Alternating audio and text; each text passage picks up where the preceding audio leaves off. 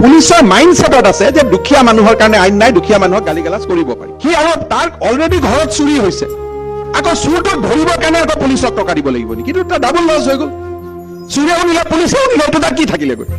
যোৱাকালি মই এইকেইদিন মুখ্যমন্ত্ৰী হোৱাৰ পৰা লক্ষ্য কৰি আছো যে মোৰে যেতিয়া গাড়ীখন যায়, আগত যদি কিবা এখন ৰিক্সা পৰে, ঠেলা পৰে, বাইক পৰে, পুলিচজনে চিধাই লাঠিটো উলিয়াই লয়।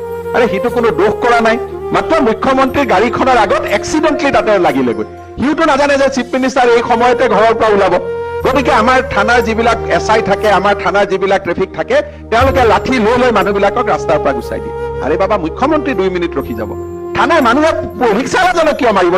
সিটো কষ্ট কৰিব উপাৰ্জন কৰি আছে, সি ৰিক্সা চলাই, সি শ্ৰম কৰে, সি মুখ্যমন্ত্ৰীজনতকৈ তাৰ সন্মান বেছি। সি ঠেলা চলাই, সি কপালৰ ঘাম মাটিত পেলাই কাম কৰিছে, ঘৰত ল'ৰা ছোৱালীক ঠেলা চলোৱা টকাৰে ল'ৰা ছোৱালীক পঢ়াইছে। পুলিচৰ চকুত তাৰ সন্মান মুখ্যমন্ত্ৰীতকৈ বেছি হ'ব লাগিব।